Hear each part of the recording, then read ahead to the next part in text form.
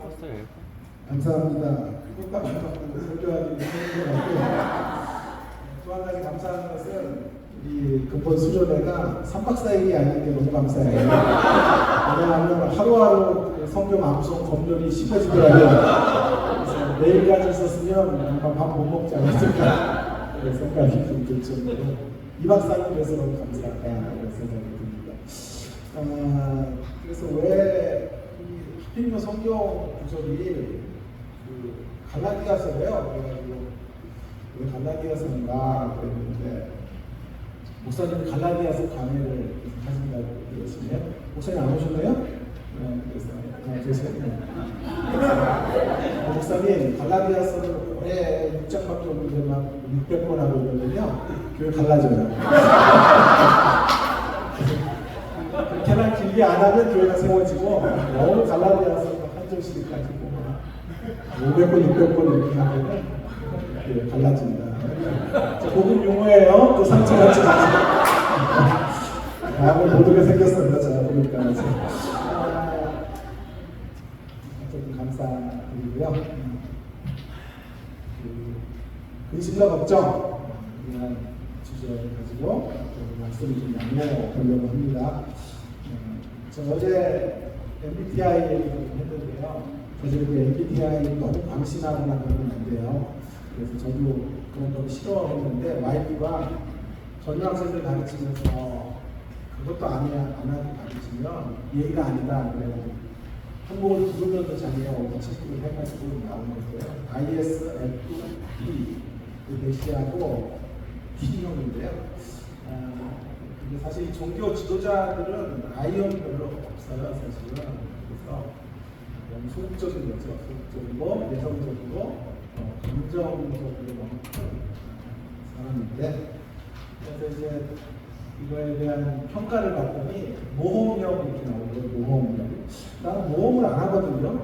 일단 뒤로 가고 검증해서 가고 이런 스타일인데 왜 이게 모험형인가 틀렸다 그러려고 했는데 제 조교가 그걸 보더니 교수님은 모험형 맞다고 얘기하는 거예요. 소심한 모험, 소심한 틀을 벗어나지를 못하는데 틀 안에서 그 모험 설교로 저희가 계속 들었는데 한 편도 이렇게 진부한 건 없고 늘 새롭게 도전하고 개척하고 그렇게 하는 스타일이기 때문에 틀 안에서 있지만 그 안에서 모험을 한다 그런 얘기를 해줘서 위안을 좀 받기로 했어요.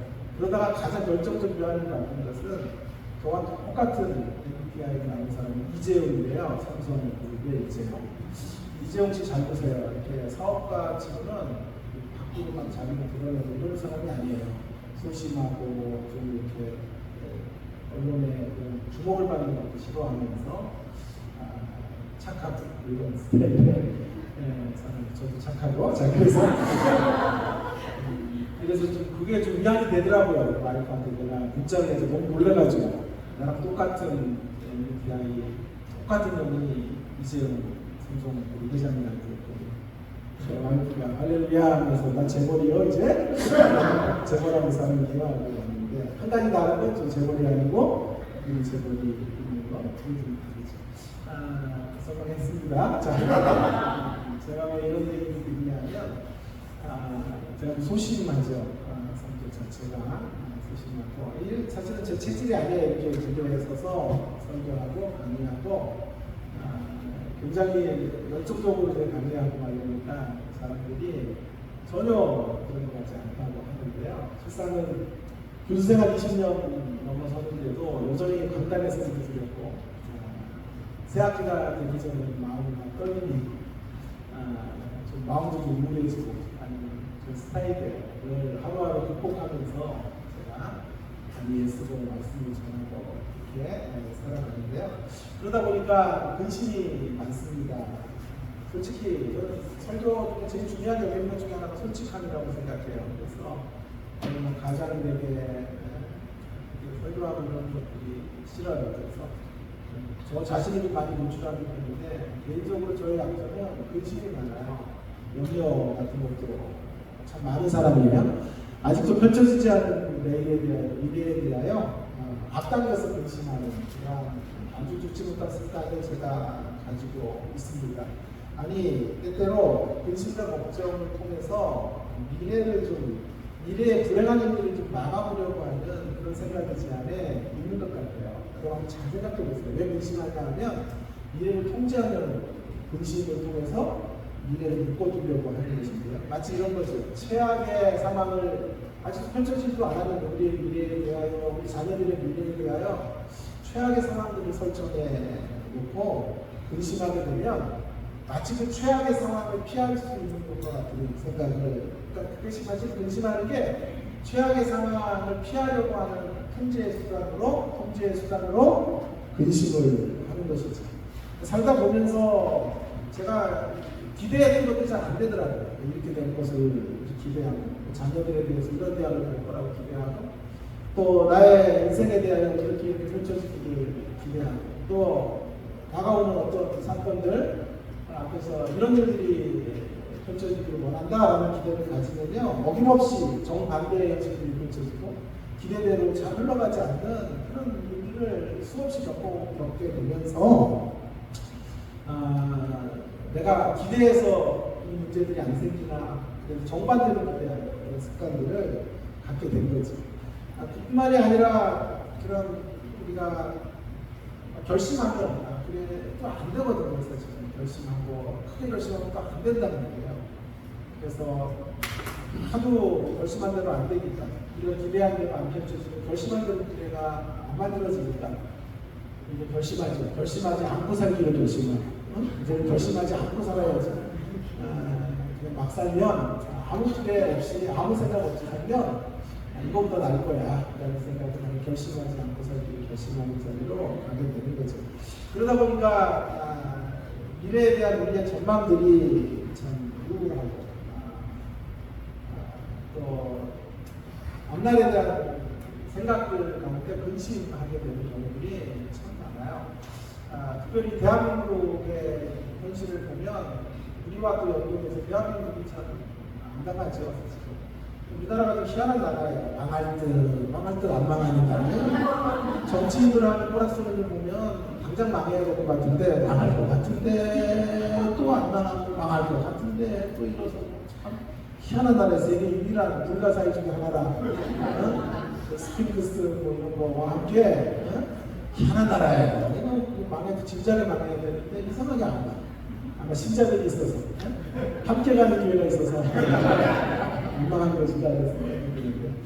저만 그런 줄 알았어요. 저만 근심 가운데 믿음이 없어서 근심하게 된다 했더니, 제가 또 미안하던 게 제럴드 시저라고 하는 유명한 그 목사님이죠. 여러분 제럴드 시저는 잘 아시죠? 여러 번 책을 써서 하나님 앞에서 운다 이렇게 해서, 제가 그분의 책 중에 백미로 생각하는 하나님의 은혜라는 책인데요. 그 책을 여러 번 읽다가 정말 너무 깊은 감동을 받았는데, 제럴드 시저는 여러분 아시는 것처럼 교수예요. 교수님 목사이고요. 역사를 가르치는 그런 분인데, 사고를 당했어요. 교통사고를. 그래서 교통사고 중에 어머니를 잃어요. 그리고 와이프를 잃어요. 딸을 잃어요. 3대를 다 잃어버려요. 그 자리에서 원망했겠죠. 그걸 딛고 일어서요. 일어서면서 보통 하나님의 큰 축복이라는 것을 강변하고 있는, 이런 분들의 글이 좋아요. 이렇게 머리를 들고 신학적 지식을 축적해가지고 주석 나부레기 같은 거 많이 읽어가지고 꺼내는 건 아니고요. 이렇게 자기의 삶에서 체득되고 자기의 삶에서 누려지는 것, 이런 것들을 건져서 그런 걸 전해야 힘이 있는 것이거든요. 그게 설교예요. 설교가 뭐냐? 제가 오늘 얘기하는 것 중에 삶이 주석이 되어야 됩니다. 삶의 주석. 최고의 주석은 삶이에요. 그 삶으로 성경을 녹여서 풀어갈 수 있도록, 어떤 분들은 설교에 자기 얘기하는 거 금기로 이야기하는 분이 있는데 저 잘못됐다고 생각해요. 내 소신은요, 내 안에 엄정되고 내 안에 누가 내 말씀을 전하는 것보다 힘 있는 말씀이 어디 있어요? 객관적 지식을 전하는 거, 여러분 설교 전하는 건 아닌 거예요. 사실은 그건 챗 GPT 같은 거, 이제 독일인가 어디에서 설계했잖아요. 챗GPT가 나와서 설계했잖아요. 정보가요, 웬만한 신학자보다 더 많아요, 정보가. 고급 정보들 가가지고 설명한다고요. 이들 회중들이 아니라고. 그런데 아무리 그래서 이제 목회에서 설 자리가 없어요. 네? 설교를 더 잘해. AI가 더 잘해. 정보가 충만해가지고 정보 충만해. 그런데 저는 살아남을 수 있을 거라고 생각해요. 왜냐하면 AI 하나님이라고 정확히 할 수 없기 때문에 묵상에서 나오는 거, 하나님의 깊은 샘에서 거기서 길어올린 메시지. 삶이 주속의 삶이 우리의 삶에서 성경을 녹여서 말씀을 전하는 거.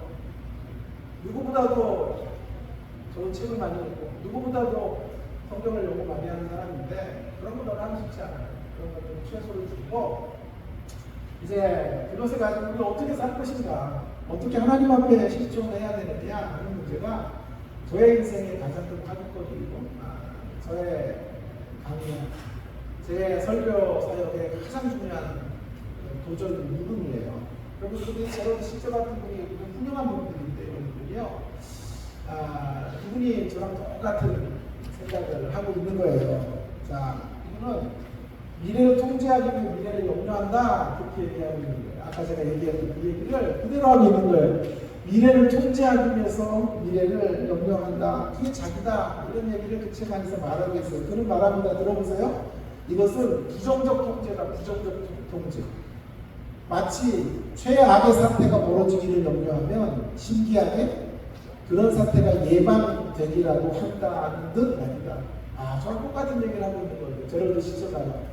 그러니까 부정적 통제를 하는 거예요. 염려를, 최악의 상황을 염려하면, 사태를 염려하고 근심하면 신기하게 그 사태가 예방이 되는 것과 같은 일들이 펼쳐진다고 생각해서 근심하게 된다라고 하는 거예요. 무슨 말인지 모르시겠고 그냥 적어주세요. 너무 실전적으로 하고 그러면 또 가볍게 느껴지잖아. 그치? 유태하고 최영상 와가지고 막 무슨 얘기했는데 저는 내아를 만나라가 이렇게 하면은 다음부터 안 부를 수도 있으니까 이렇게 부정적 통제 어려운 얘기도 한 줄 해놓고 가야 된단 말이에요.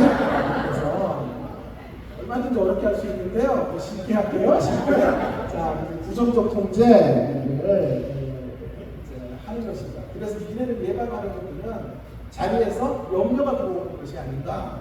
제로드 시초 때문에 제가 좀 살았어요. 내가 그렇게 믿고 없는 사람은 아니구나. 저 같은 마음을 보이는 것도 신앙의 한 영역 속에 있을 수 있겠구나라는 생각. 신앙적이라는 뜻이 아니라 신앙인의 실존 속에 이 염려를 피할 수는 없는 것이다라는 것을 진짜의 이야기를 통해서 제가 함께 공감을 했던 적이 있었습니다. 여러분, 저와 같은 분들은 없기를 바라고요. 제로드 시초와 같은 분들도 없기를 바라요. 그러나 제로드 시초나 저와 같은 인생들은 없을지라도 여러분, 우리가 근심과 걱정으로부터 자유할 수는 없어요. 이 땅에 나를 두고 살아가는 모든 인생 가운데 근심이 없다라고 강하게 말할 수 있는 사람은 없다고 생각해요. 정도의 차이만 있을 뿐 우리는 근심하며 이 땅을 허우적대고 살아갈 수밖에 없습니다. 오늘 본문의 말씀도 근심의 문맥에서 사실은 나오는 말씀이 아닙니까? 그래서 근심하지 말라. 성경에서 지금 하나님께 주께서 말씀하죠. 너희는 마음에 근심하지 말라. 그 말은 반대로 뒤집으면 근심했다는 말이죠. 제자들이 근심했으니까 근심하지 말라고 하시는 것이겠죠. 13장 앞부분을 보면 제자들이 왜 근심하게 되었는가 하는 것을 이제 알게 되는데요.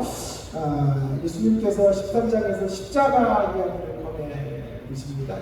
자신이 십자가의 길을 걸어가실 것으로 말씀하시고 예고하시고 제자들이 자기를 배반할 것이고 그리고 제자들에게 적지 않은 핍박과 혼란이 있을 것이다. 예수님께서 그렇게 설파하시자 제자들이 마음에 근심을 하게 되었던 것 같아요. 그래서 14장에 들어와서 예수님께서 시작하자마자 말씀하시는데 마음에 근심하지 말아라. 우리와 저와 제가 시저 같은 사람에게 말하는 거예요. 부정적 통제를 근심의 수단으로 미래를 부정적으로 통제하고 있지 말아라. 그렇게 말씀하고 있는 것이라고 해도 틀리지 않을 것입니다.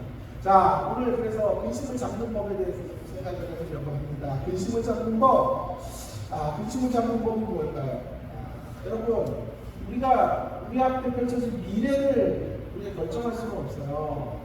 어제도 말씀드렸지만 우리는 던져진 존재들이라고. 그래서 우리가 뭐 기대하는 대로 인생들이 이렇게 펼쳐져 가지를 않아요. 그래서 우리는 우리 자신 앞에 펼쳐진 일들을 통제할 수는 없어요. 그러나 이런 불확실한 미래의 인생의 걸음 속에서 반응을 통제할 수 있어요. 어떤 일들이 벌어져도 우리가 그것에 어떻게 반응할지는 우리 몫이에요. 어떤 일이 벌어질까 우리 몫이 아니지만 그 벌어진 일들 속에서 어떤 시선으로 어떤 관점으로 그 현실을 반응할 것인지는 통제할 수 있는 거예요. 그래서 오늘 성경은 말씀하시는데 너희는 마음에 근심하지 말라. 근심을 잡는 법에 대하여 주님은 분명하게 이제 오늘 성경을 통해 권면해 주고 계시는 거죠. 1절 후반절에 근심을 잡는 법에 대해서 이렇게 말씀하시고 있죠. 믿으라. 근심을 잡는 법, 믿으면 믿음. 여러분 근심을 잡는 법, 믿음. 그래서 말씀의 제목이 근심과 걱정과 믿음이라고 하는 것인데요. 여러분이 실망하는 수도 있어요. 교수라고 해서 불렀는데 야 이거 뻔한 얘기 아니야. 근심을 믿음으로 이겨라. 그런 얘기는 당신이 하지 않았던 알고 있습니다. 라고 말하는 분들이 딱 두 분 지금 계시는데요. 그래서 약간 김이 빠지는 이런 모양새인데 그래서 오늘 제 사명은 뭐냐면 이 김이 빠지는 듯한 주제를 김이 좀 모락모락나게 하는 주제로 제가 바꿔보겠습니다. 성령님께서 저에게 기름 부음을 주시고 함께 하시면 이게 김이 빠지는 설교가 아니라 김이 좀 모락모락나도록 그 말씀을 통해서 역사해 주실 것이라고 생각해요. 저는 늘 설교 전에 앉아서 기도하는 기도가 있어요. 그게 뭐냐면 설교를 하지 않게 하시고 설교가 되게 해주세요. 이런 기도를 드려요. 설교를 하는 것과 되는 건 되게 다른 문제거든요. 설교하는 건 원고 들고 와서 원고 읽는 거거든요. 네? 저도 원고 어지간히 많이 준비해놨어요. 30페이지 이렇게 들고 왔는데 그 원고를 읽는 거, 원고 준비된 걸 전하는 거는 설교하는 거예요. 설교하는 데는 역사가 없어요. 설교가 되어져야 돼요. 성령이 나를 붙잡으시고 내가 준비하는 모든 것들 그 이상의 역사들을 성령께서 그 집회 가운데 저를 사용하실 때 역사가 이루어집니다. 그렇기 때문에 저희 간절한 소망은 딱 한 가지예요. 설교가 되는 거예요. 설교가 되어지도록. 여러분 영어를 하면 안 돼요. 영어를 하면요 영어를 못해요. 평생 영어해도 안 되죠 여러분. 그죠? 되는 분 두 분 계시면 자, 두 분 빼고 영어가 안 된다고요. 단어 외우고, 뭐 수고 외우고, 뭐 문장 외우고 아무리 해도 영어가 안 된단 말이에요. 영어를 하니까 안 되는 거예요. 안 하면 더 안 되니까 해야 되는 건데 해도 안 되거든요. 영어를 배우는 게 딱 한 가지예요. 영어가 되면 돼요. 영어가 되면 어떻게 돼요? 일찍 외국에 가면 영어가 되더라고요. 거리랑 상관없이 거기 미국 가서 놀랐어요. 거리들도 영어해요. 거리들도. 야, 우리가 그렇게 꿈꾸는 영어를 동양하고 있는 인간들이 영어로 해. 야, 놀래가지고 내가 얘네들 대단한 애들이다. 어떻게 영어를 안 웃겨요, 여러분요? 좀 웃겼어요? 네. 어쨌든 그래서 영어가 되는 차원. 된다고 해서 노력하는 건 안 되죠. 되는 자리에서 열심히 해야지. 되는 자리에 진통을 해야지. 되는 역사 속에서 진통하는 것과 하는 역사 속에 진통하는 건 다르다는 거예요. 그래서 설교는 사실은 하는 게 아니에요. 설교는 되어야 돼요. 그래서 똑같은 설교를 교회에서 해도요. 되는 교회가 있어요. 되는 때가 있더라고요. 하나님이 나를 한 번에도 붙잡으실 때가 있더라고요. 어제는 약간 되는 쪽으로 간 거야. 그리고 오늘도 좀 되는 쪽으로 하나님 역사해 주실 것이다. 그렇게 겸손해야 돼요. 설교를 하는 사람들은. 왜냐하면 내가 하는 것 갖고 안 되거든. 되는 건 하나님이 붙잡아 주시는 걸 믿는 거기 때문에 늘 교만하지 않고 늘 겸손한 주의 기회를 구하는 자를 하는 거죠. 그래서 김이 모락모락나게 하는 주제를 지금 연구해서 이 뻔한 이야기를 김이 모락모락나게 여러분들을 좀 숨겼으면 좋겠다. 그런 마음으로 제가 많이 썼습니다. 자, 한 세 가지 정도 이야기를 여러분들과 좀 나누려고 하는데요. 근심을 이기는 믿음, 첫 번째는 믿음의 대상에 대한 문제를 점검해야 돼요. 믿음은 누구를 믿느냐에 우리가 답할 수 있어야 근심을 잡을 수 있다. 믿음으로 그렇게 말할 수 있어요. 누구를 믿느냐 하는 문제는 근심의 이 믿음의 대상에 대한 문제예요. 무엇보다도 중요한 건 우리의 자생적 믿음으로 구원에 이르는 게 아니거든요. 구원의 대상자에 대해서 믿는 것이거든요. 그래서 믿음의 대상이 누구냐 하는 것을 분명히 증명해야 되는데 성경에 분명히 1절에서 말하고 있습니다. 하나님의 이름이 또 나를 믿으라. 그래서 어떤 분이 이렇게 이야기를 했던 거예요. 1절을 하나님에 대한 믿음의 바탕 위에서 예수님을 믿으라 하는 것으로 철저한 믿음, 확실한 믿음을 뜻하는 것이다. 여러분, 확실한 믿음이 뭐냐? 철저한 믿음이 뭐냐 하면 하나님에 대한 믿음을 바탕으로 예수님의 이야기를 믿는 것. 이것이 확실한 믿음의 이야기인 거예요. 자, 이걸 뒤집어서 말한다면 믿음이라고 하는 이걸 또 다시 말하자면요. 믿음이란 하나님에 대한 믿음인 거예요. 그러나 하나님 없는 예수를 믿는 거 아니에요. 예수님 안에서 절정으로 이루어진 이야기 없이 하나님 믿는 거 아니에요. 기독교 이단 중에 말시원주의자 이런 사람들이 있어요. 좀 어려운 얘기를 해야 되니까 말시원주의자들은 구약의 하나님 열등하다고 생각했어요. 신약의 하나님 구원하시고 신약의 하나님만 믿으면 된다고 주장하는 사람들이에요. 왜냐하면 구약의 하나님은 막 뭐 아들을 바치라고 그러고 전쟁을 명하고 이런 하나님이니까 혐오감이 있다는 거예요. 구약의 하나님 믿지 말고 신약의 하나님을 믿어야 된다. 이렇게 주장하면 하나님을 믿으니 또 나를 믿으라고 할 때 주님만 믿는 거예요. 하나님은 안 믿는 신이에요. 그런가 하면 유대 신봉하는 사람들, 유대주의자들은 하나님만 믿죠. 예수님을 믿지 않아요. 모두 다 잘못된 믿음의 모습이라고 말할 수 있겠습니다. 여러분, 이렇게 하나님만 믿고 예수님만 믿으면 사실은 진정한 믿음이 아니기 때문에 그 믿음 안에서는 근심을 넘어설 수 없다는 것이 성경의 중요한 가르침 중에 하나인데요. 우리의 믿음은 하나님의 신실하신 기반으로 예수님 안에서 꽃피워진 복음의 이야기를 믿는 거예요. 하나님의 신실하신 이야기가 그리스도를 통해서 완성이 되거든요. 그래서 하나님의 신실하심의 어떤 역사를 이루어내신 예수 그리스도를 붙잡을 때 그분을 믿음의 대상으로 확실하게 선명하게 우리가 응시할 때 근심을 면하여 찬송이 되는 줄 믿습니다. 그럼 돈이 되면 얼었던 그런 대지 위에서 꽃봉오리들이 피어오르게 되고 생명의 기운이 약진하게 되는 것처럼 이렇게 복음의 역사라는 건 하나님의 신실하신 역사에 절정으로 예수 그리스도가 완성하신 이야기이기 때문에 복음의 역사는 언제나 소망의 자리예요. 가능성의 자리예요. 저와 여러분이 초대하게 되죠. 소망과 가능성 중에 하나 있을 때 염려는 한 길로 왔다가 7길로 쫓겨나가. 그런 일들이 이제 벌어지게 되는 것입니다. 여러분, 한번 곰곰이 한번 인생을 한번 생각해 보세요. 우리 자녀들의 미래도 한번 생각을 해보세요. 사실은 근심할 수밖에 없어요. 하루도 근심하지 않고 산다는 게 이상할 정도로 우리의 인생은 진지하게 우리 인생을 생각하면 갈수록 근심이 차올라요. 걱정이 앞서요. 인생은 어쩌면 예고된 스톰을 준비하고 있는 삶이 아니겠어요? 우리 살아가는 사람들 이거를 떠나보내야 되는 거죠. 아직도 전 부모님도 살아계신데요. 늘 밤에 전화가 오면 겁이 덜컥 나요. 무슨 일인가? 또 지금 심각한 지경인가? 이런 걱정이 저를 사무잡을 때가 한두 번에 예고된 스팀과 예고된 이별을 기다리고 사는 사람들이에요.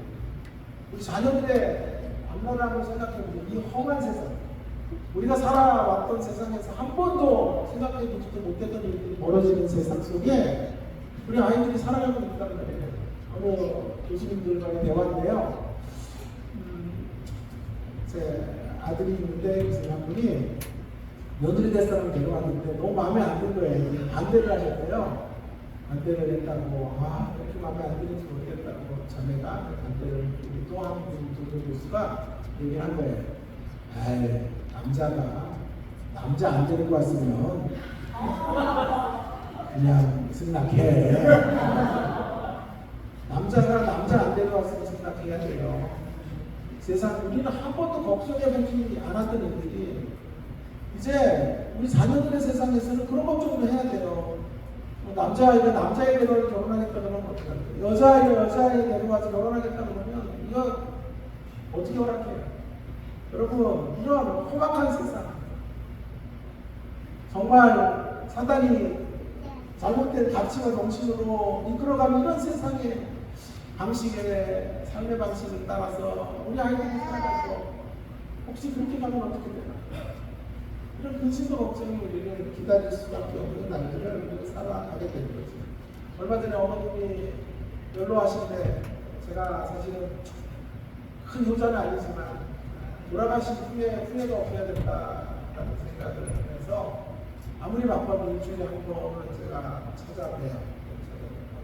그렇게 못하면 2주에 한 번 찾아뵙는데 자녀들이 좀 많이 와야 되는데 설교를 드려야 되는데 어쨌든 찾아뵙고 용돈을 드리는 거는 많은 것도 없고요. 매 주마다 용돈을 드리는 것은 기본이고 용돈만 드리면 안 돼요. 어머님이 이제 돈을 안 쓰세요.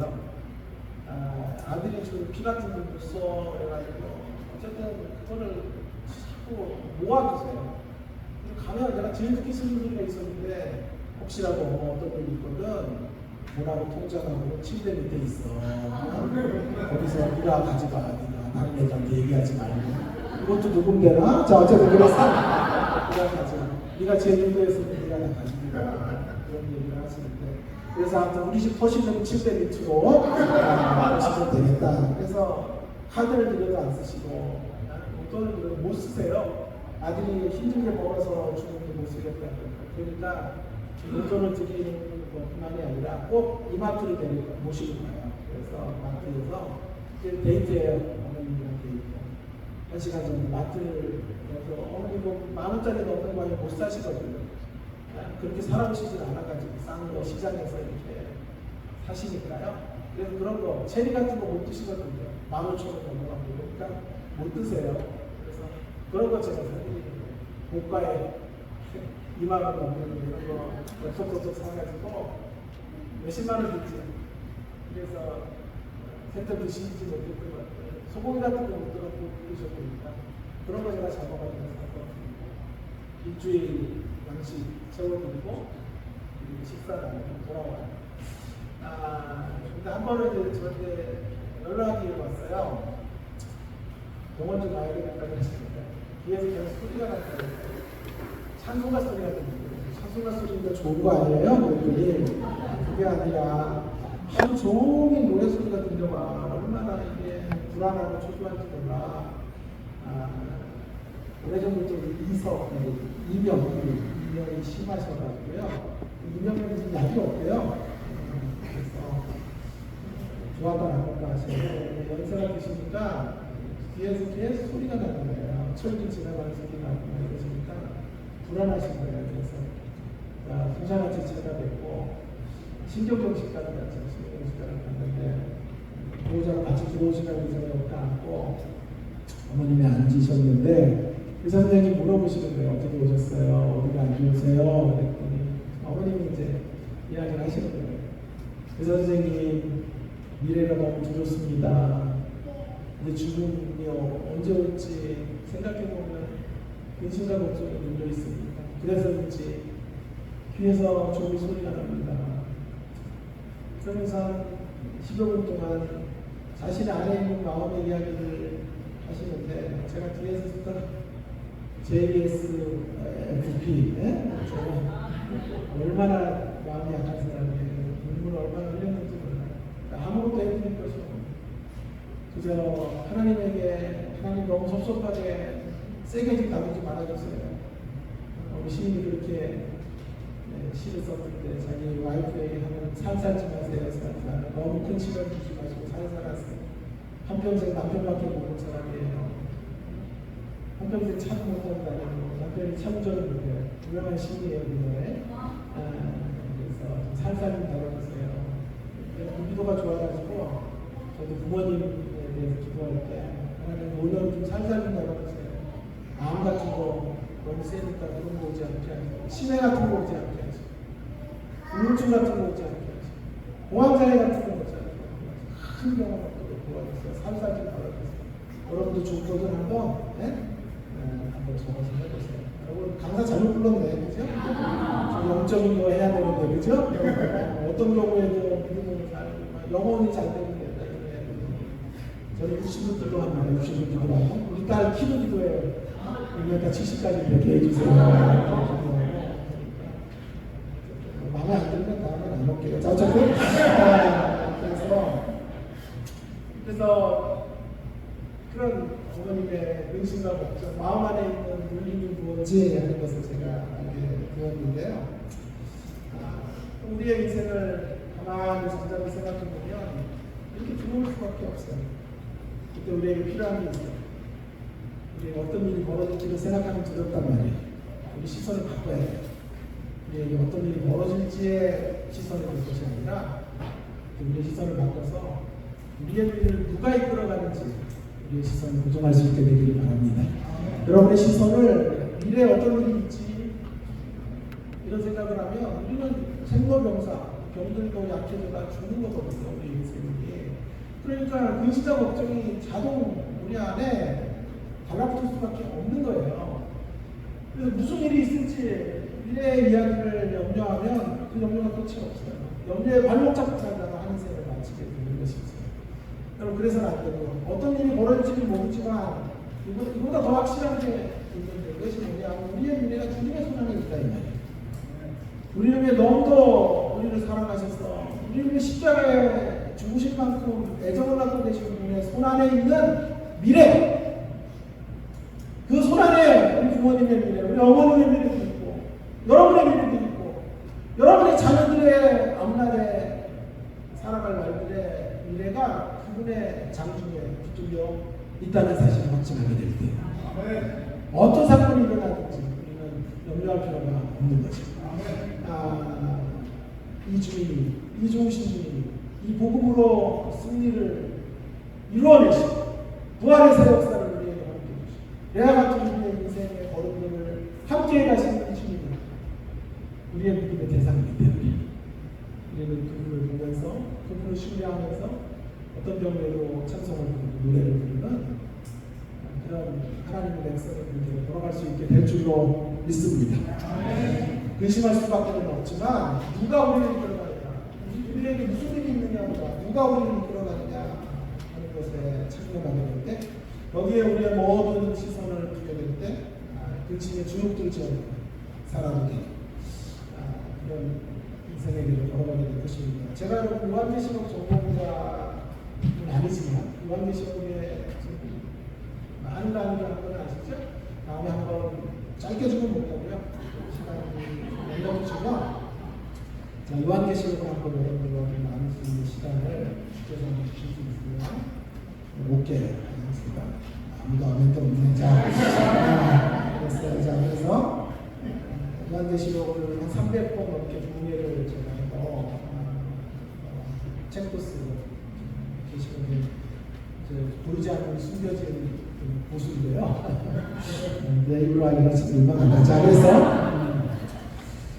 계시록 6장을 한번 보면 6장에 이런 말씀이 있어요. 6장 7 인재앙이 나오는데 그 7 인재앙의 구체적인 내용들이 어떻게 현실 속에서 적용될지 하는 것이 되게 어려워요. 네 말탄자들로부터 시작된 세상을 향한 심판의 이야기들이 준비하게 이제 나오는데 전쟁과 내란과 기근과 사망의 이야기들이 쭉 펼쳐지는데요. 우리 앞에 우리들의 이 세상에 걸어가는 진로 앞에 하나님의 심판이 있을 거라는 거예요. 하나님의 재앙의 쏟아부어질 거라는 것인데 그것이 구체적으로 물리적인 전쟁인지 영적인 전쟁인지 이런 거를 맞추기는 되게 힘들고 어려워요.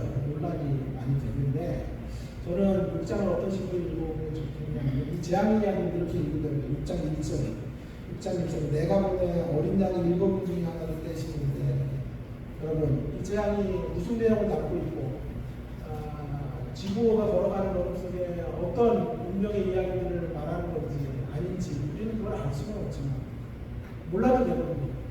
아는 것으로 모르는 걸 풀어라. 이게 제 또 성경 해석의 중요한 방법 중에 하나예요. 모르는 거 가지고 자꾸 함께하지 마. 아는 거 붙잡아서 모르는 걸 풀어가셔야 된다. 아는 게 뭐예요? 모르는 게 뭐예요? 이 구체적인 재앙, 현실 속에서 어떻게 드러나는지는 모르지만 아는 게 있어요. 어떤 일이 벌어지고 우리들의 앞날을 이끌어 가시는 분은 어린 양 예수 그리스도예요. 여러분을 향하여 십자가에서 자신의 목숨을 아낌없이 걸어주신 예수 그리스도의 손 안에 있는 내 입니다.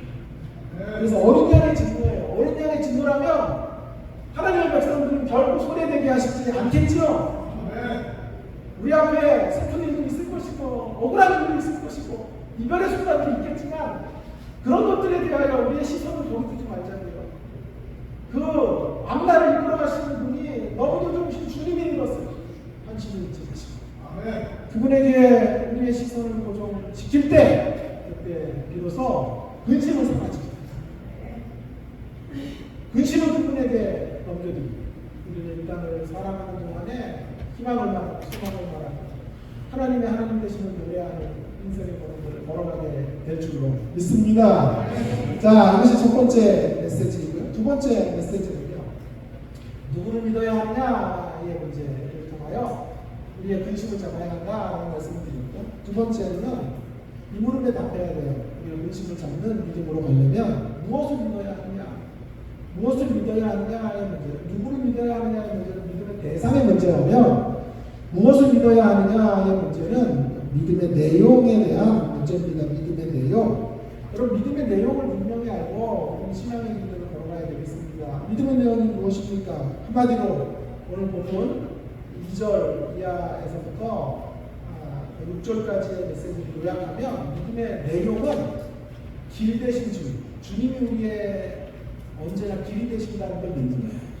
어떠한 환경 속에서도 주님은 우리의 길로 역사하실 것이고 우리에게 길을 열어주실 것이고 길이 끝난 자에게 길을 내시기 위해 이 땅에 오셨음을 믿는 것, 그걸 우리의 믿음의 내용으로 붙잡고 말아 걸어가야 돼요.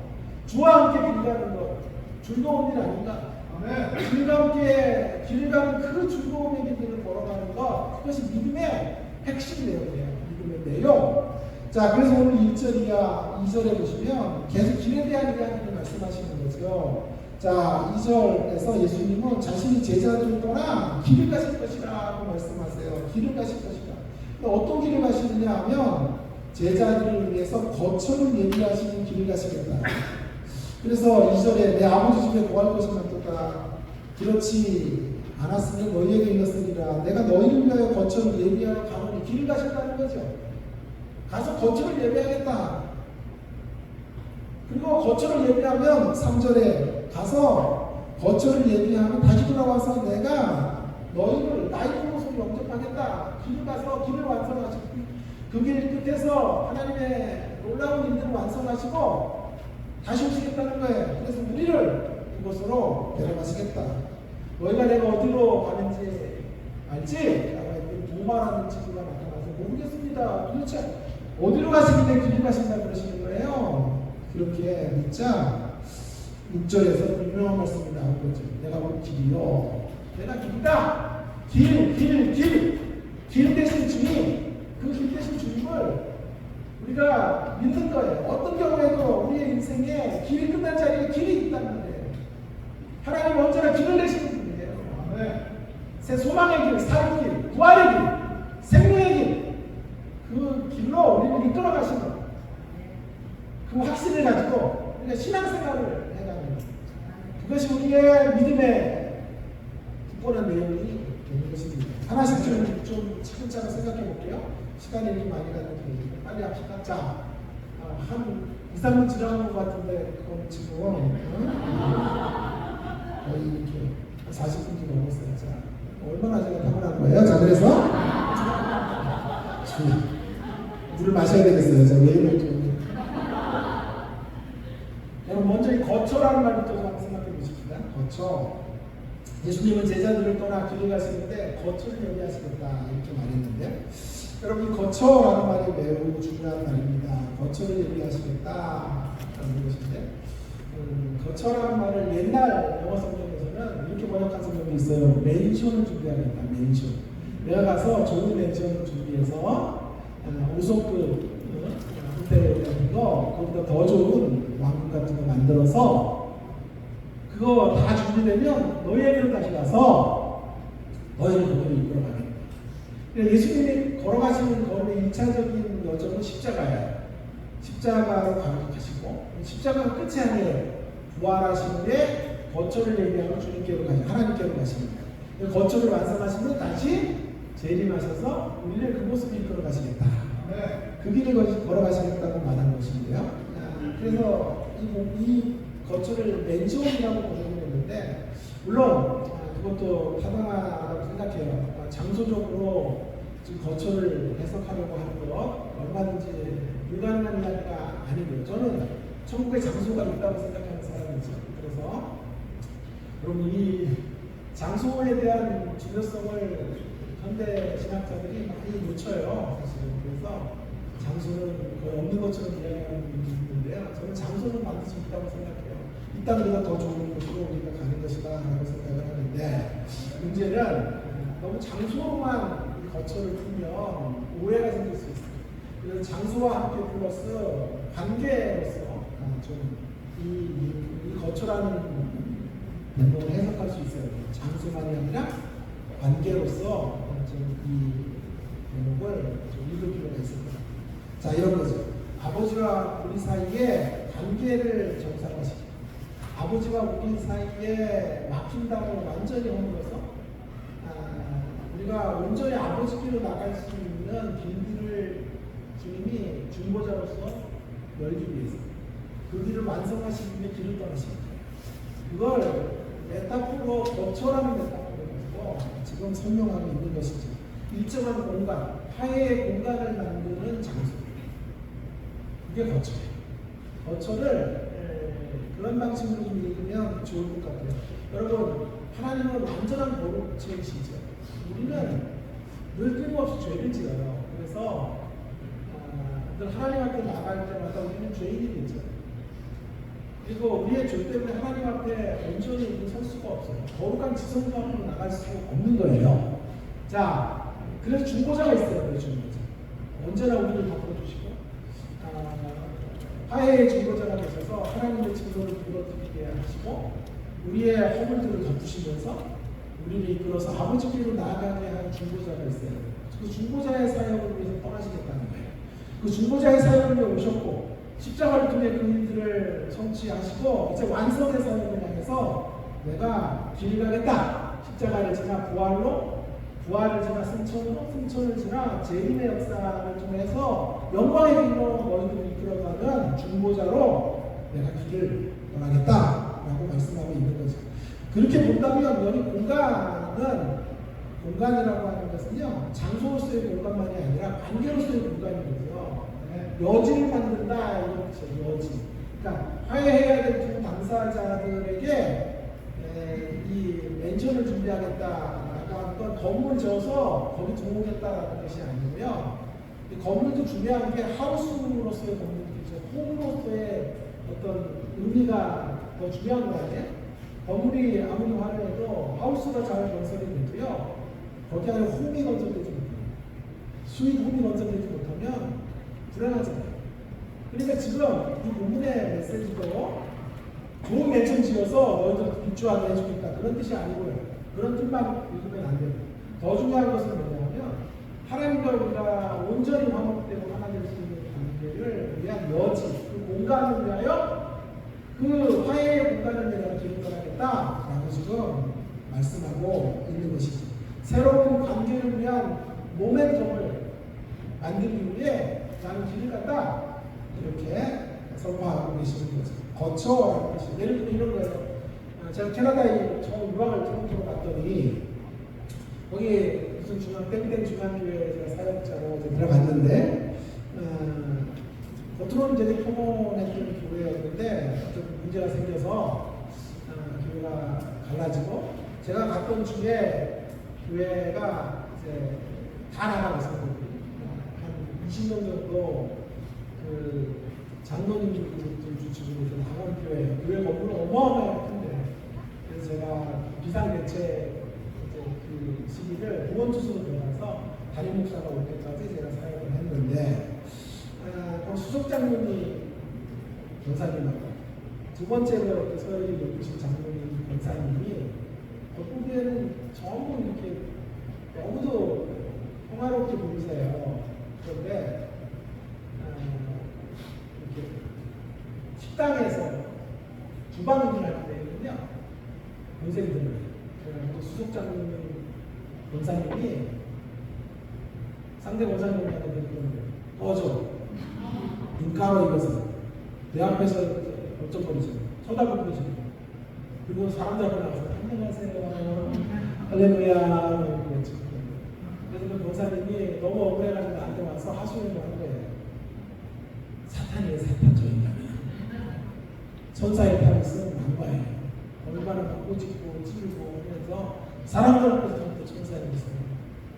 여러분, 교회가 그런 모습으로 올라갈 수도 있거든요. 두 당사자가 너무 싸워요. 그래서 A라는 집사님이 이래서 안 되겠다 싶어서 두 분의 화해를 시키기 위해서 신라호텔에 최고 뷔페를 이제 예약한 거예요. 그래가지고 10만 원대 뷔페 자리를 예약을 해서 토요일 날 이제 모이지가 그렇게 해서 세 분이 함께 식사를 해요. 그럼 거기에 중요한 방점은 어디 있는 거예요? 그 신라호텔이하고 우리가 더 좋은 호텔은 없어 그래? 거기에 방점이 있는 게 아니죠. 식사가 그래 10만 원밖에 안 돼? 꼴랑? 20만 원짜리는 없어?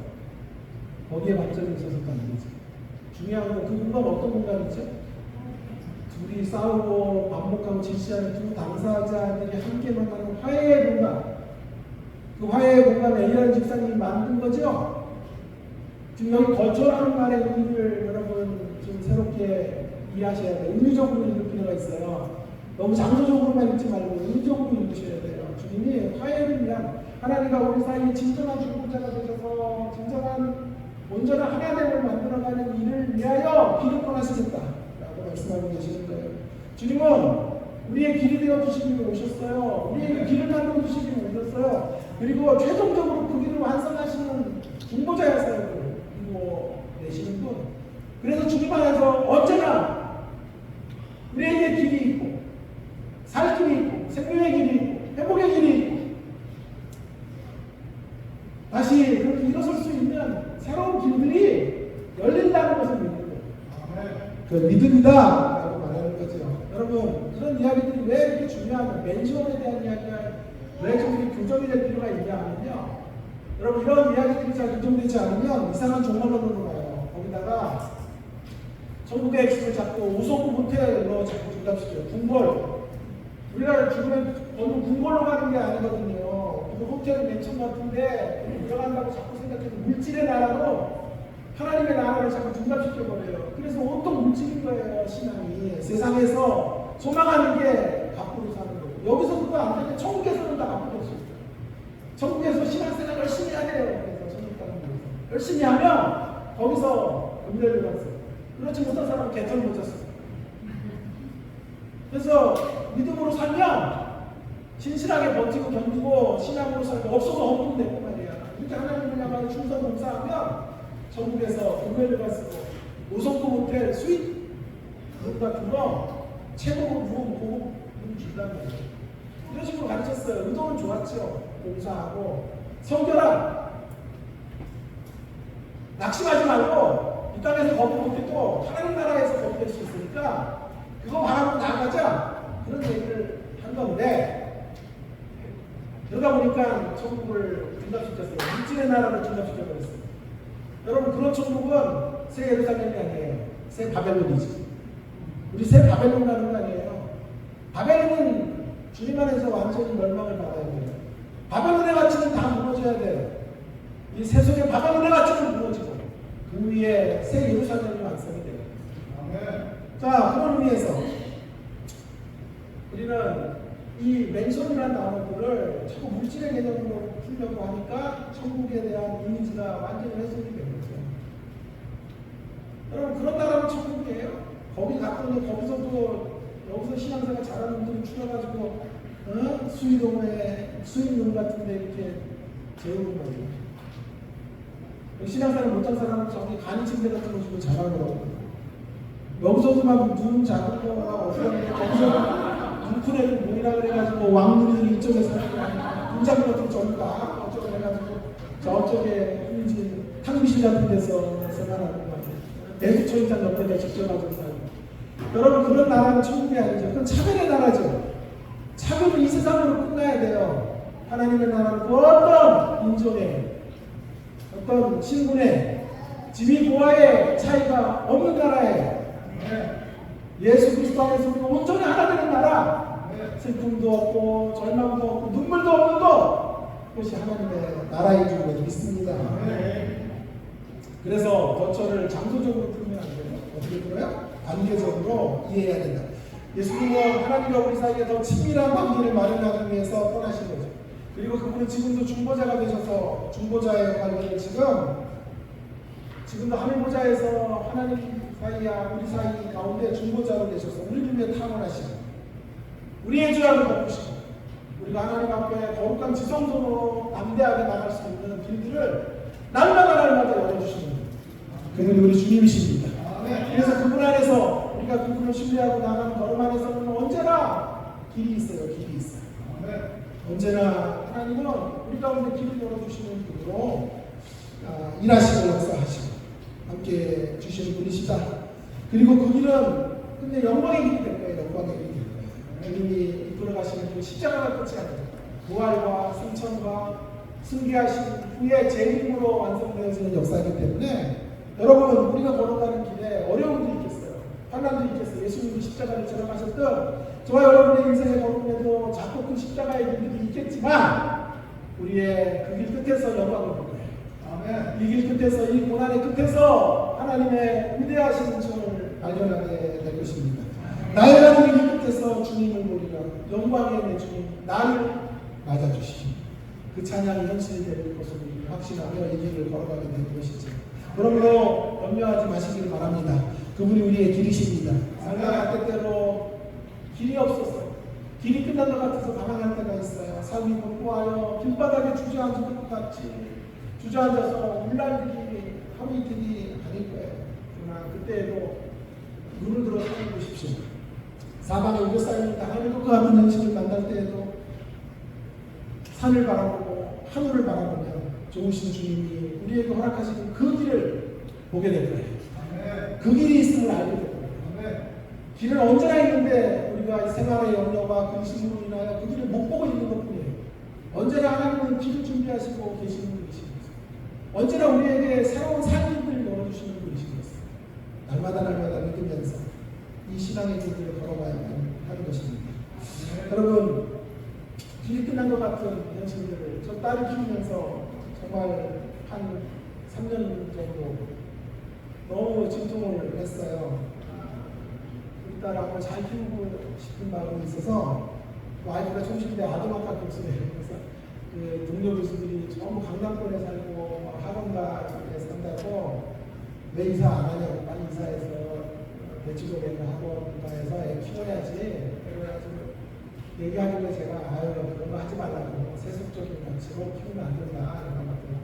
그런 강남에 있는 사람이 다 세속적이냐 인간아 막 이러면서 바벨론의 정신이라고 했더니 내가 바벨론의 음녀야? 막 이러면서 매일 싸우는 거예요. 그래서 도저히 이길 수가 없어요. 와이프는 제가 못 이겨요. 주님 다음으로 무서운 사람은 와이프인데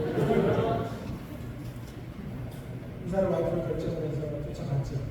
대치동에 일단 6학년 때 간 거예요. 대치동에 가서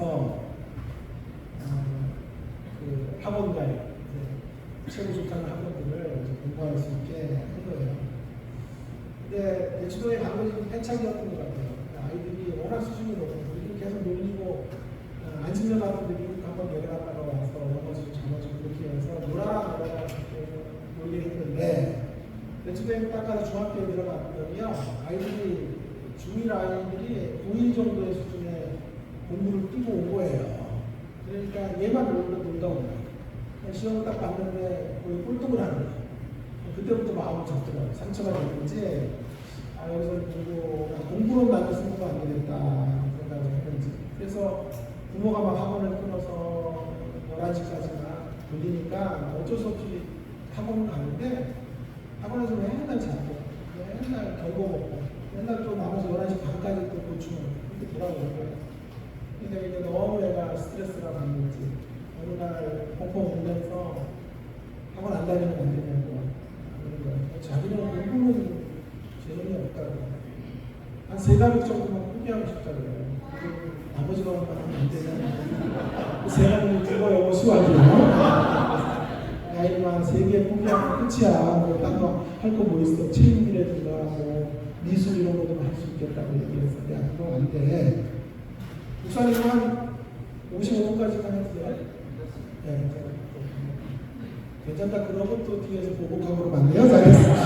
어쨌든 그래서 할 게 많아서 그래요. 오랜만에 불러주셔서 그렇잖아요.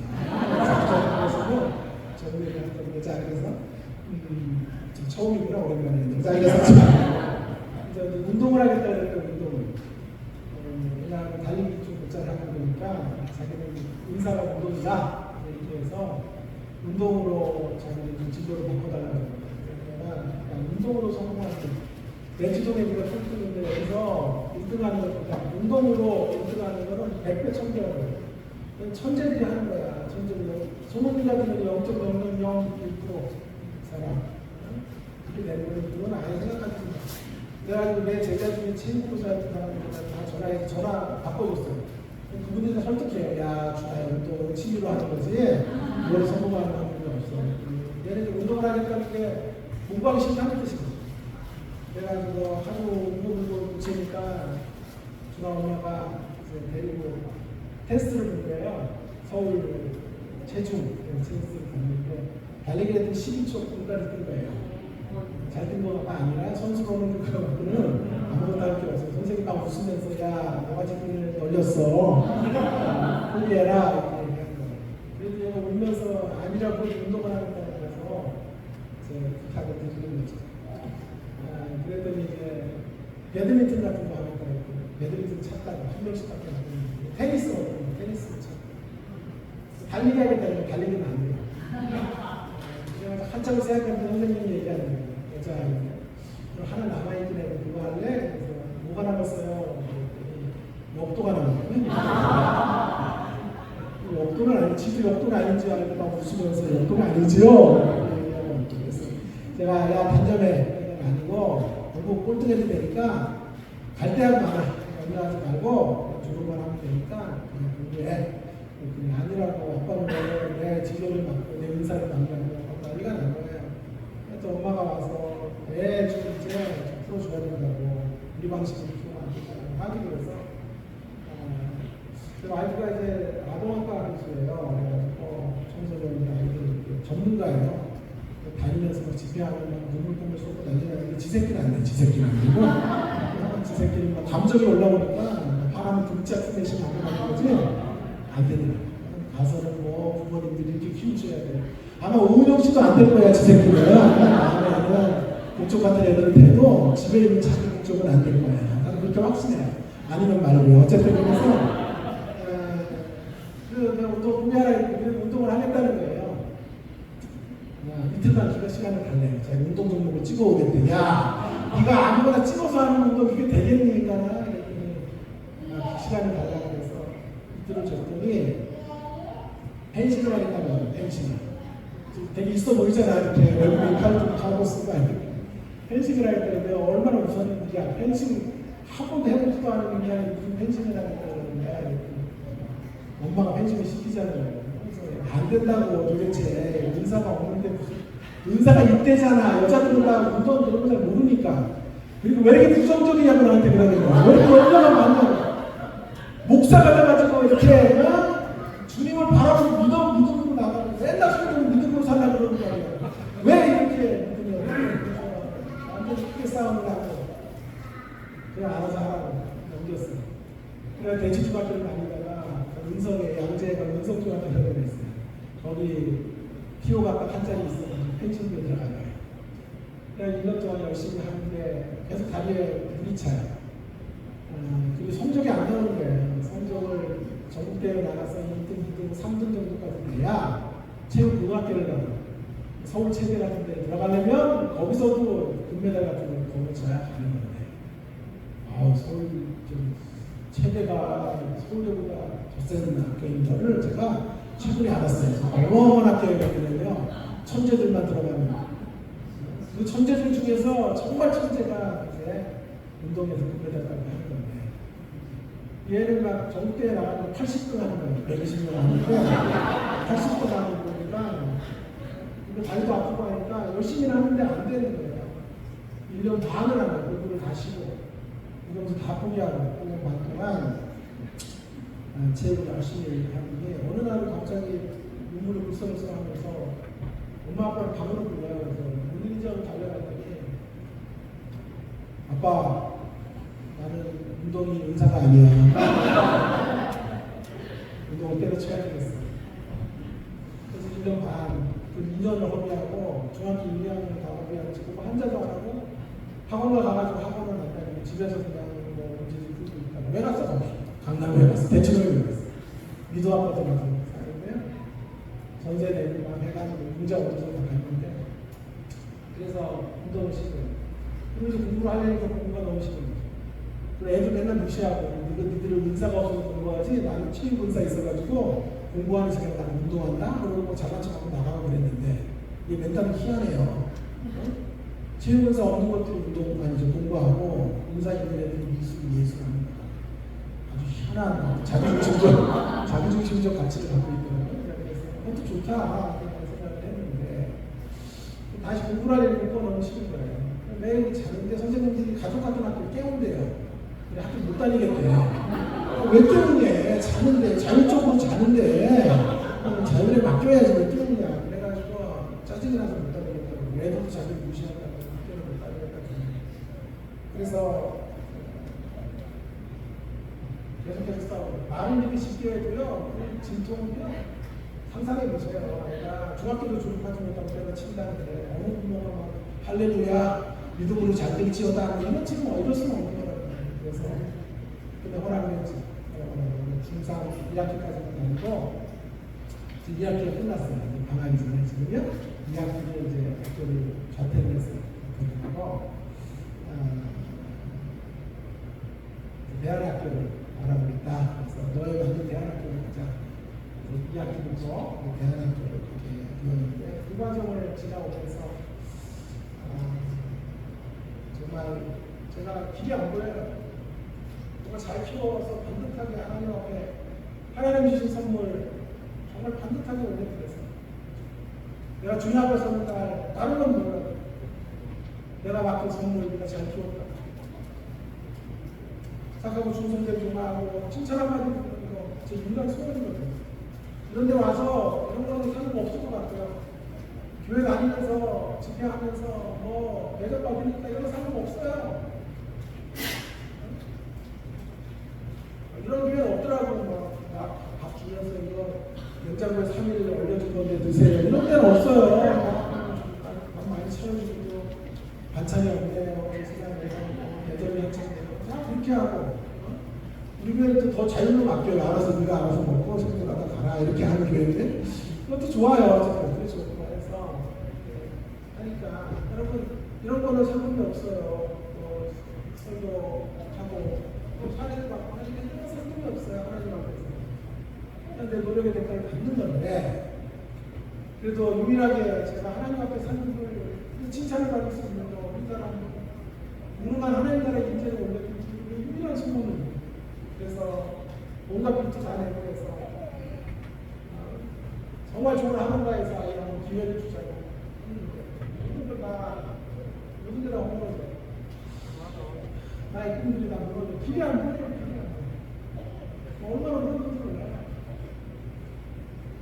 그 진통의 시간 다이어트 될 동안 10kg가 빠진 거예요. 10kg. 제가 10kg 젖혔던 모습인데 10kg가 빠진 거예요. 우리 딸의 진통 때문에. 하나님 앞에 저는 반듯하게 세우고 싶었는데 그 일을 이루지 못할 것 같아서 좀 안타까웠어요. 하나님이 어느 날 나에게 말씀해 주시더라고요. 이 딸이 너희 우상이었다. 우상 숭배되더라고요. 수업의 절반은 우리 딸 간증으로 계시록 같은 학교를 가르치면 제자가 한번 물어보다가 지지난주 갔더니 나를 소개하면서 계시록의 대가신데 계시록의 수업의 절반은 제가 딸리게 그래서 얼마나 제가 우리 딸에 대한 은혜를 가지고 딸을 키웠는지 몰라요. 저녁 식사를 몇 년 동안 해본 적이 없어요. 저녁 식사를 다 취소하고 다른 데 가서 반찬 하나를 더 차려주고 와이프가 밥을 안 차리니까 내가 차려서 하루에 반찬을 4가지 이상을 꼭 차려서 그래서 숨기면서 딸에게 극진하게 했는데 모든 것들이 아버지랑 저와 관계를 하는 거지 모든 것들이 무너져 가는 것이죠. 공부를 못해도 되는데요. 공부를 못해도 되는데 공부를 포기하니까 얘가 자기의 가능성을 좀 최고치고 결정해서 그렇게 사는 거예요. 저는 그런 비참한 인간이라고 생각해요. 인생에 자신감을 가지고 하나님 주신 은사와 달란트를 최대치로 드려야 돼요. 최대치로. 그래서 장사에서 몇 달란트를 받았든지 그 기별을 만들고 하나님을 써야 되는 거 아니에요. 그런데 공부를 포기하고 나니까 한 달란트를 땅에 못 들어가요. 너무 속상한 거예요. 날마다 하나님 앞에 하나님 주님 최대치의 자기 가능성을 확장시켜서 하나님 나라 이루어가는 일이 돼야 되는데 어떻게 이렇게 삽니까? 너무 안타까워요. 그래서 이렇게 갈 수는 없겠다 라는 생각을 하고 하나님 앞에 내가 비전을 하고 음식을 하면서 기도하는 중에 100가지 기도 정도 적었어요. 100가지. 우리 딸을 위한 100가지 기도 아주 왔어요. 거짓말 하려고 그럴까봐 100가지 기도 제목을 적어서 이것을 코팅을 했어요. 코팅을 하고 여기 이제 붙이는 거예요. 화장실에 붙이고 방에 붙이고 온갖 내 차에 붙이고 영무실에 붙이고 와이프는 또 와이프 학교에 붙이고 온갖 눈에 보이는 주라 방에도 붙이고 지금은 못 깨달아 나중에 보라고 엄마 아빠가 너 어디 키우고 싶었는지 보라고 이렇게 해가지고 100가지 기도로 맞장구 쓰는 걸 했거죠. 걔는 막 사춘기 최정점이 나니까 학교도 때려치지만 가는데 우리는 그걸 보감사들이 볼 수가 없어서 사춘기니까 어쩔 수 없어. 그러면 너무 자존심이 상하더라고요.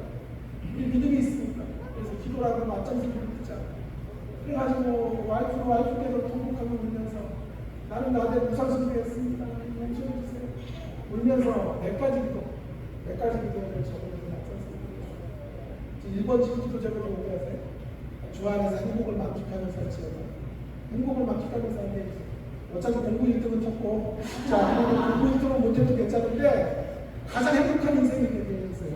이 땅에 가장 하나님은 가장 행복하면 되는 거 아니에요. 서울대 나오고 명문대에서 무슨 기업하고 하는 저희 장모님 전부 그런 분들이거든요. 제가 내주 설교하는 교회에 장모님들 정말 우리나라의 강남권에 가장 잘 나가는 장모님들이신데 별거 없더라고요.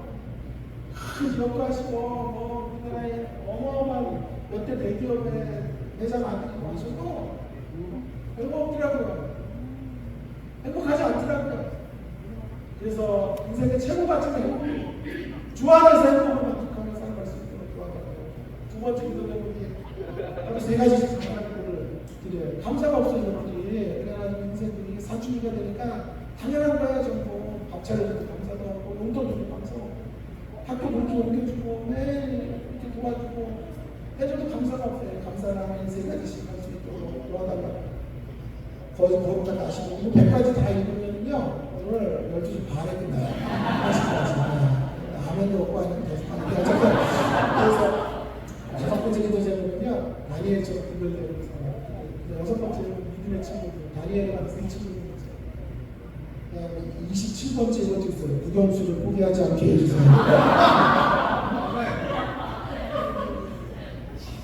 여러 가지가 많아요. 영어를 통해서 국제적인 친구들도 사귈 수 있게 해주세요. 42번째 기도도 재밌죠. 신선한 야채, 생선, 과일을 골고루 먹게 해주세요. 44번은 치아 관리를 잘할 수 있도록 도와주세요. 제가 성장한 사람이에요. ISFP에 그래서 이런 것도 있어요. 이런 기도도. 하루에 1.5리터 이상 물을 마실 수 있게 해주세요. 그렇게 100가지 기도를 지금까지 드리고 있어요. 날마다. 여러분 1분씩 기도하면 100분이에요. 그렇게 할 수 없으니까 화장실에 앉아서 길에 갈 때 차에서 쉬는 시간에 1분 함께 가요. 10분 할 때 있고 1시간 할 때 있어요. 날마다 기도하는 거예요. 기도로 맞장구를 푸는 거예요. 기도 뭐 시간대로 할 수 없잖아요. 기도하면서 이거 좀 기도하는 거예요. 길이 안 보여요. 그러나 제가 하나님이 길이신 것을 확신합니다. 길이 끝난 자에게 길을 내신 것을 믿기 때문에 기도하는 거예요. 아무것도 안 하고 손 놓고 있으면 안 되죠. 하나님 말씀에 뭐 반응을 해야 되는 거예요. 그래서 우리가 반응할 수 있는 건 우리의 영혼을 올려드리는 거. 어쨌든 제가 얘기했죠. 끝까지 포기하지 않아야 유나라! 라는 찬송의 고백을 드릴 수 있는 자리에 나가게 되는 거예요. 그래서 주나 엄마랑 우리가 맞았거든요. 주나의 의미가 없고 자신의 가능성을 최소치로 만들어서 축소시켜서 다 끝날 테니까 우리가 이어서야 돼요. 이거를 이어섭시다. 주나 엄마랑 나랑 둘이 비장의 각오를 가지고 우리 주나가 하나님 앞에 거룩한 통로로 쓸 때까지 위대한 인재를 쓸 때까지 100가지 기도를 하나님 앞에 드리고 있는 것입니다. 하나님께서 우리 기도를 들으셨는지 어쩐지 9월 4일날 우리 딸이 대안학교에서 특별한 프로그램을 하나 만들어줬어요. 그래서 교환학생으로 1년 미국의 뉴저지에 1년 기숙사 생활을 할 수 있도록 기를 주셨어요. 그래서 9월 4일날 기도를 떠나요. 그래서 하나님 그 기도예요. 하나님 그래서 자신의 능력을 최대치로 풀어서 가능성을 보게 하시고 하면 된다라는 자신감을 갖고 가셔서 돌아오게 하시고 1년 안 되면 2년 정도라도 미국의 기숙사 생활을 하고 광야에 하나님 앞에 서야 돼요. 처절하게 자기 힘으로 서서 하나님 한번 바라보고 있는 모습 하나님의 인격적으로 만나는 그런 역사 경험하게 해달라고 기도하고 예수의 뒤에 치고 있어요. 9월 4일 기억하시고 9월 4일이 어떤 날이냐 그러면 강사 목사님 딸 주나 주님의 관계에 축복하는 날 기도하시기를 주의 이름으로 부탁드립니다. 강사는 안 줘도 되는데요. 9월 4일 꼭 기도해 주시기를 부탁드려요. 강사는 또 주고 9월 4일 기도해 주고 최고고 여러분 선택하시기를 바랍니다. 여러분 길이 끝난 자리에 언제나 하나님은 길을 내시는 분이신 것을 믿으시고 언제나 우리에게 길이 있어요. 저는 우리 주나에게 예비된 길이 있다고 확신해요. 제가 그 길을 좀 못 보고 있는 것입니다. 제가 염려와 근심과 걱정으로 하나님이 내신 그 길을 알지 못하기 때문에 좌충우돌하는 거죠. 하나님 안에서 예비된 길이 있을 거라고 하십니다. 복된 길이 있을 것이라고 하십니다. 새로운 살길, 생명의 길, 다른 이들을 살리고 다른 이들을 주님께 이끌어가는 영광의 길, 그 길을 허락해 주실 것이라고 합니다. 여러분, 그리고 이 하나님이 허락하시는 길들은 대부분 주변 환경을 통해 와요. 주변 사람을 통해 와요. 우리 딸이 그렇게 해서 교환학생으로 갈 수 있었던 것도 제가 대안학교의 교장 선생님을 만나서 30분 동안 물었어요. 저는 학교에서 면접을 20년 동안 본 교수예요. 20년. 네? 20살에 교수해가지고 20년, 40살이죠? 이거나 말거나?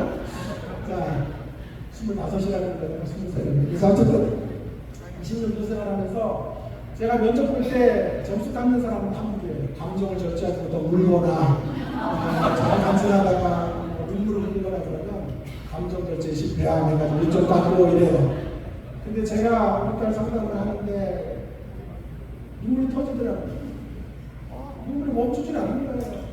잘 키워보려고 정말 노력했으나 너무 부족해서 부모가 안 되네요. 일단 실력으로는 이 학교 올 수 없어요. 저한테 영어로 공부하는 여기 올 수 없어요. 교장 선생님이 학생을 뽑는 분이라 그래서 제가 소개를 받고 왔어요. 제가 오늘 이건데 목사님의 나한테 소원을 보내주시더라고요. 무슨 바꾸시면 보내주시는 분이어서 얘기하시는데 자기가 입양하라고 했습니다. 부모가 이혼하고 할머니 전에 그 할머니 돌아가서 미국으로 간 거예요. 이 콜롬비아 대학을 나오고 싶어요. 목사가 되고 싶어서 커버넌트를 시작합니다.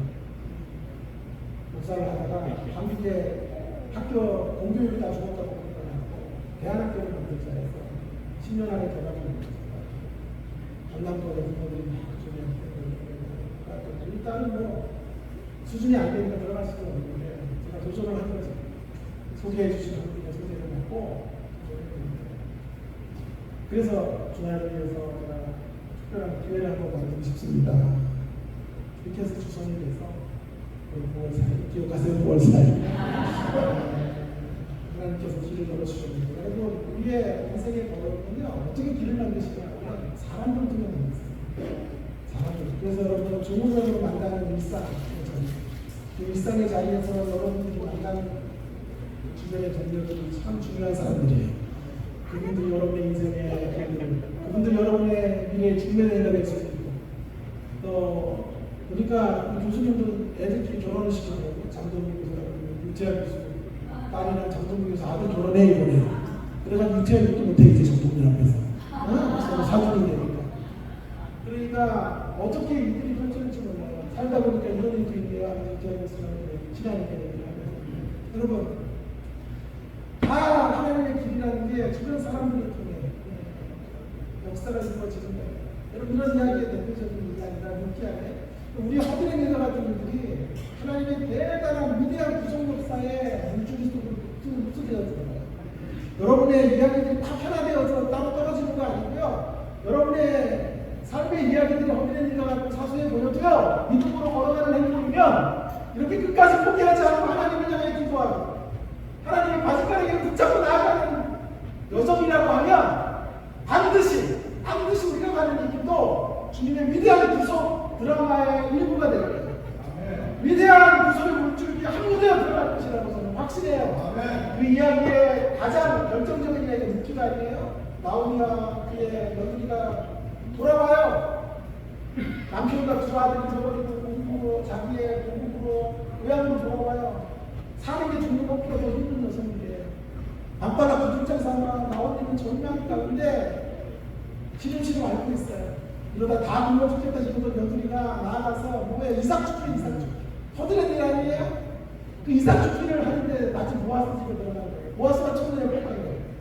그래서 이삭 죽기하고 나다리를 몇 개 주고 가는데 종들에게 시켜서 아마 루시 이삭 죽기하는 곳에 막 털어서 그 나달갱이들을 혹시 알겠는데 숟갈이 쌓이게 하는 것 같아요. 그래서 맥주를 먹을 수 있는 양식까지 들어가는 거예요. 그랬더니 나오미가 누워있다가 깜짝 놀래가지고 어떻게 이렇게 양식을 한 달치를 갖고 왔냐? 여자에서 보아스라는 사람이 나한테 이렇게 먹게 되었습니다. 그랬더니 모자는 죽지 않는다. 그때 나오미가 보아스가 아니라 나오미가 총이 산 거예요. 영적인 총이. 그래가지고 만져봐. 하나님께 역사하시네. 그러면서 다른 맛으로 가면 다른 맛으로 가서 무슨 성등이 생기거나 분리스러운 일이 있으면 보아스가 마음을 접어 진중한 사람이 있거든요. 보아스 맛에 들어가서 뭔가 지금 잘하다가 보아스 밭에서 일하다가 추수 때가 되면 이불 발치에 가가지고 숨어 있다가 보아스가 들어오면 덮쳐라. 성경에 덮치는 게 나와요. 영적 덮침. 덮쳐라. 그래가지고 루시 그날을 순종하고 추수 때 덮쳐요. 그래서 애를 낳아요. 오벳이 다윗의 증조이에요. 다윗 선수는 예수 그리스도 말하죠.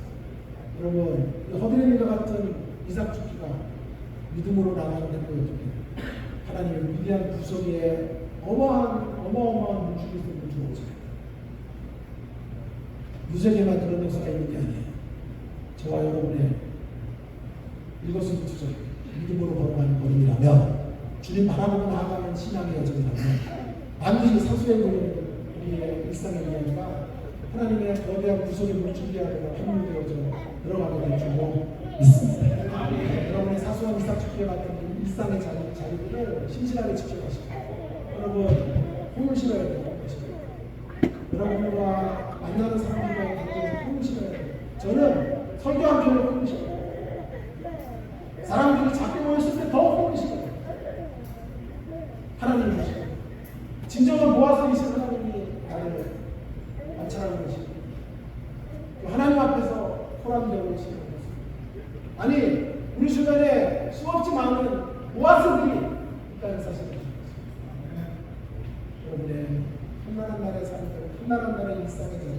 심심하게 참으로 지으실 때에 걸어가시게 되면 사람을 통해 하나님께 운명을 바꿔주시고 새로운 역사를 펼쳐 가시게 될 줄로 믿습니다. 한 가지로 잠깐 할게요. 밥 먹어야 되는데요. 떡으로만 사는 분들 나가시고요. 주의 말씀으로 사는 분들 잠깐만 앉아 계세요. 자, 그래서 세 번째는 어떻게 믿어야 하느냐의 문제예요. 자, 첫 번째는 누구를 믿어야 되느냐의 문제, 두 번째는 무엇을 믿느냐의 문제는 대상과 내용의 문제겠죠. 세 번째는요, 어떻게 믿어야 되느냐가 중요해요. 어떻게 믿어야 하느냐는 믿음의 방식의 문제고요. 간략하게 말하면요, 믿음의 방식은 자, 사실 오늘 본문의 핵심 명사는요, 길이에요, 길. 주님 어느 길을 가시는데 우리가 길을 가는 걸 안다고 말씀하시니까, 그러니까 내가 뭐 길이다. 나는 아버지께로 가는 길. 아버지께로 가는 길. 너희들이 아버지께로 갈 수 있는 그 길을 열어가는 존재다. 아버지께로 갈 수 있는 길을 가는 길이 없다. 그렇게 말씀하시면 끝나는데, 여러분 6절에 보면 길만 얘기하시지 않죠. 내가 뭐 길이요, 진리요, 생명이라고 말씀하십니다. 사실은 대표, 핵이 나온 대표 명사는 길이에요. 제일 중요한 키워드는 길인데 거기다가 두 개를 달라붙인 거예요. 진리와 생명으로 달라붙인 거죠. 자, 이런 얘기죠. 길을 가되 그냥 길을 가면 안 된다는 거예요. 길을 가되 그냥 명목적으로 주님 길을 내실 거야 하고 따라가다가 많은 어려움들이 생기면 본전 생각이 납니다. 어려움이 생기면 자초된다고. 그래서 그 길을 가되 길을 어떻게 가야 되는지를 알려주는 거예요. 길을 가는 방식은 진리가 있어야죠. 진리와 함께 길을 가면 결과가 뭐냐면 생명이에요. 그래서 제가 등식을 요즘 피너스의 책을 읽으면서 등식을 만들게 됐어요. 길 플러스 진리는 이꼬르 생명이에요. 오늘 길과 진리, 생명을 하나씩 따로 떼어서 설명해도 괜찮지만 거기다가 등식보를 만들면 좋을 것 같아요. 길 플러스 진리가 만나야 돼요. 길을 가되 그냥 길 가면 안 돼요. 진리와 만나 진리의 도움을 받는 그 길을 걸어가면 만들어지는 게 생명의 역사예요. 생명의 역사. 그래야 영녀는 이런 자리에서 사라지게 되는 것이지. 여러분 진리의 말씀. 그래서 제가 교회 주보를 봤더니 함께 가는 교회 밑에 저희들이 학교 와서 진리 안에서 우리는 함께 갑시다. 이 얘기예요. 진리 안에서 함께 갑시다. 인간들의 의견 안에서 함께 가는 거 아니고요. 우리들의 사명에 의해서 함께 가는 거 아니고요. 진리와 함께 가는 거예요. 진리의 말씀. 진리의 말씀이 멈추라 그러면 멈추고, 진리의 말씀이 가라고 하면 가는 거. 진리의 말씀이 공동치게 하는 거. 여러분 진리를 통해 생명에 이르는 방식으로 우리는 살아가야 돼요. 진리와 생명의 방식이 아니라 거짓과 종교의 방식이에요. 거짓과 종교의 방식. 그 중간에 반드시 진리의 말씀이 있어요. 여러분 교회 생활 아무리 오래 해도 변화 없어요. 교회 생활을 통해서 변화하려면요 진리가 있어요. 매주 설교 들으시고 그냥 예배당 빠져나가면 아무런 변화 없어요. 여러분이 예배에 오실 때 예배 드리고 나갈 때 예배 드리는 각각의 처소에서 무덤 하나씩 만들어요. 영적 무덤 하나씩 만들어 나가세요.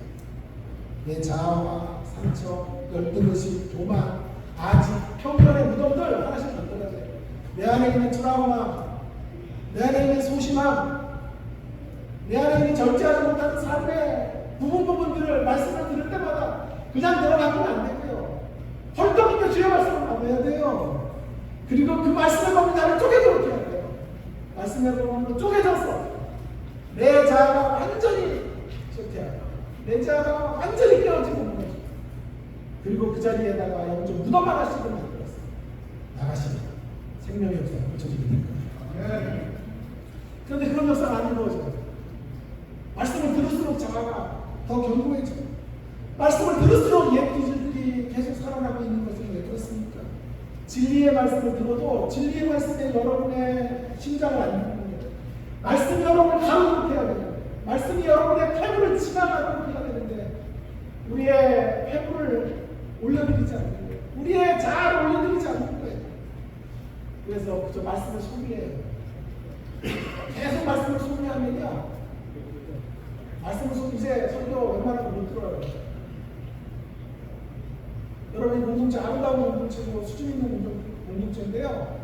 진리에 가서 붙잡고 살지 않으면요. 다음에 안 해도 좀 상관없어요. 그 얘기는 할게요. 진리에 가서 붙잡고 살아가는 데까지 가시면 돼요. 생명의 역사를 나가는 거거든요. 떨어지는 자들이 말씀 소비해요. 소비하면 종교로 떨어져요. 그걸 종교 소비주의라고 해요. 계속 배고픈 거 소비하는 거예요. 계속 수도 메시지만 소비하는 거예요. 삶을 안 따르고. 나는 이제 한국교회도 좀 정직해야 됐다가 생각해요. 설교도 그렇게 많이 하는 게 좋아요? 저건 막 많이 하고, 길게 하는 건 무서워하세요. 저도 그러면 많이 하고, 새벽에 이동을 하고, 수요일, 금요일, 주일, 철야. 제가 좀 섬기는 데는 주일 예배 한 번 드리고요. 새벽기도 한번 드리고요. 그게 잘났다는 게 아니라 삶에서 강하자.